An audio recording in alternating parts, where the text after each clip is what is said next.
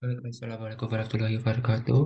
Di sini saya akan mempresentasikan tentang em, manajemen law firm pertemuan satu dan 2. Nah, u- untuk pengertian manajemen law firm adalah law firm atau dalam bahasa Indonesia disebut firma hukum adalah salah satu badan usaha yang terdiri dari beberapa advokat berpengalaman untuk membantu mengatasi permasalahan hukum. Law firm yang baik dan memiliki prestasi dibangun dengan kerja keras para pendiri dan mitra perusahaan. Umumnya firma hukum membantu proses peradilan. Namun terkadang firma hukum juga membantu penyelesaian masalah di luar jalur peradilan. Konsultasi hukum dengan baik sebelum mengajukan gugatan, seseorang akan mendapatkan risiko hukum yang pada akhirnya akan semakin merugikan. Untuk menghindari risiko hukum tersebut, ketika hendak mengajukan gugatan, sebaiknya seorang individu melakukan konsultasi hukum. Segala kondisi risiko dan potensi keberhasilan dapat ditanyakan dan dibedah lebih dalam ketika menjalani konsultasi hukum.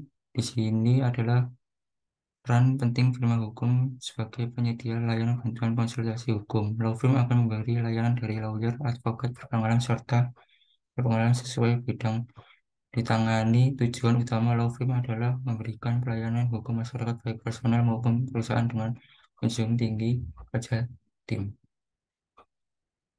Nah, untuk layanan hukum yang disediakan pelayanan secara non-litigasi dan litigasi. Non-litigasi adalah pelayanan saja jasa hukum dengan cara di luar seperti media dan negosiasi.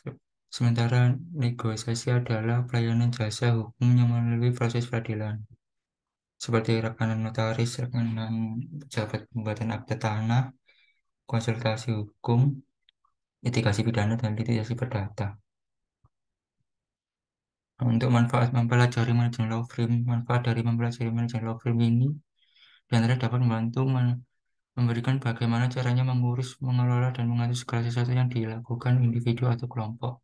Manajemen itu sendiri perlu dilakukan guna mencapai tujuan atau target dari individu ataupun kelompok secara imperatif menggunakan daya dan daya yang tersedia. Nah, jenis-jenis law firm ini untuk yang pertama solo firm, single or solo firm ini merupakan kantor advokat yang didirikan sendirian saja seluruh hak oleh yang ditanggung sendiri oleh pendiri, termasuk dari pengelolaan manajemen marketing dan keuangan.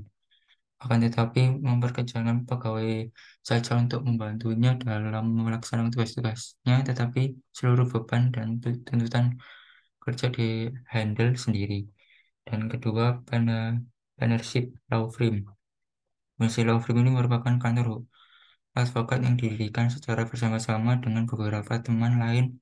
Yang profesi ini merupakan tantangan besar karena seperti orang yang akan menikah mendirikan pensiun law firm pun wajib memiliki hati yang besar, saling terbuka, menerima serta bertoleransi dengan teman lain yang juga merupakan pendiri kantor advokat tersebut. Hasilnya setiap pengelolaan manajemen marketing dan keuangan dapat dibagi rata bersama, sehingga beban dan tuntutan pekerjaan dapat dibagi bersama.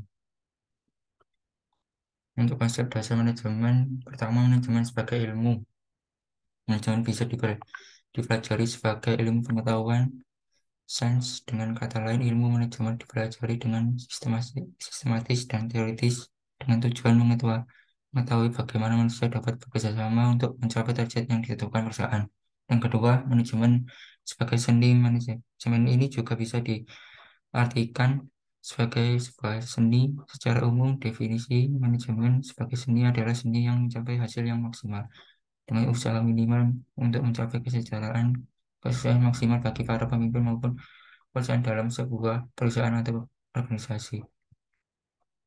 Ketika manajemen sebagai profesi, manajemen juga bisa bertindak sebagai profesi atau bidang perusahaan. Dalam hal ini, orang yang bergelut di bidang manajemen biasanya disebut sebagai manajer yang memiliki keahlian untuk memimpin, merencanakan, dan menyelenggarakan kegiatan manajemen perusahaan di bidang produksi, pemasaran, keuangan, dan sumber daya manusia.